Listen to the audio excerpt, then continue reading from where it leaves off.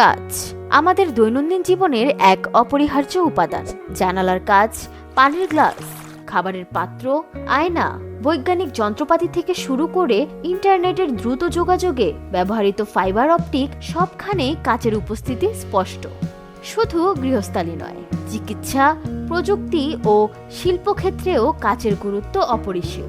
অথচ এই বহুমুখী উপাদানটির ইতিহাস ও তৈরির প্রক্রিয়া অনেকের কাছেই অজানা।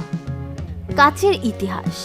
কাচের উৎপাদন শুরু হয় প্রায় ৫,০০০ বছর আগে, খ্রিস্টপূর্ব ৩৫০০ থেকে ২০০০ সালের দিকে মিশর, লেবানন ও মেসোপটেমিয়া অঞ্চলে।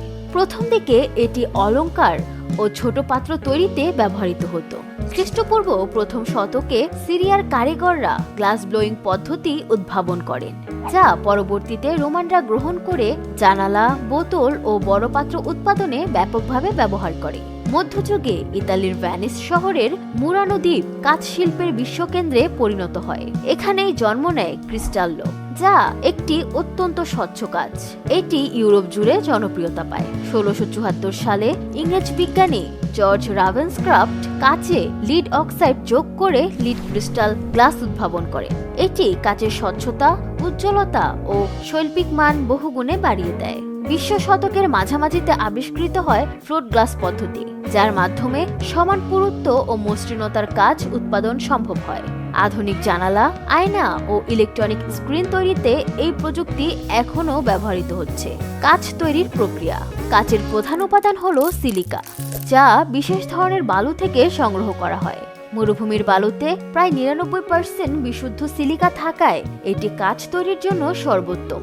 সিলিকার সঙ্গে সোডা অ্যাশ ও চুনা পাথর নির্দিষ্ট অনুপাতে মিশিয়ে প্রায় ১৪০০ ডিগ্রি সেলসিয়াস তাপে গলানো হয়। গলিত কাচকে ছাঁচে ঢেলে বা ব্লোয়িং পদ্ধতিতে কাঙ্ক্ষিত আকার দেওয়া হয়। এরপর ধীরে ধীরে ঠান্ডা করার ধাপ সম্পন্ন করা হয়, যাকে অ্যানেলিং বলা হয়। এটি কাচের ভঙ্গুরতা কমায় ও স্থায়িত্ব বাড়ায়। সবশেষে কাচকে পালিশ করে মসৃণ, স্বচ্ছ ও নান্দনিক করে তোলা হয়। প্রয়োজনে রং ও নকশাও যোগ করা হয়। আধুনিক যুগে কাচের ব্যবহার। আজকের বিশ্বে কাচ কেবল ঘরোয়া ব্যবহারে সীমাবদ্ধ নয়, বরং বিজ্ঞানের উচ্চতম অগ্রগতিতেও অপরিহার্য হয়ে উঠেছে। Fibre optic cable, solar panel, bullet proof glass, hit resistant cookware, স্মার্টফোনের গরিলা গ্লাস সবখানে কাচের আধুনিক রূপ ব্যবহৃত হচ্ছে। এমনকি মহাকাশ গবেষণায় ব্যবহৃত টেলিস্কোপ ও উপগ্রহের নির্ভুল লেন্স তৈরিতেও বিশেষ মানের কাচ প্রয়োজন হয়। সুপ্রিয় দর্শক, কাচ সম্পর্কিত আজকের এই তথ্যবহুল ভিডিওটি আপনাদের কেমন লাগলো তা কমেন্টে জানাতে ভুলবেন না। ভিডিওটি ভালো লাগলে চ্যানেলটি সাবস্ক্রাইব করে পাশে থাকার অনুরোধ জানাচ্ছি। ধন্যবাদ।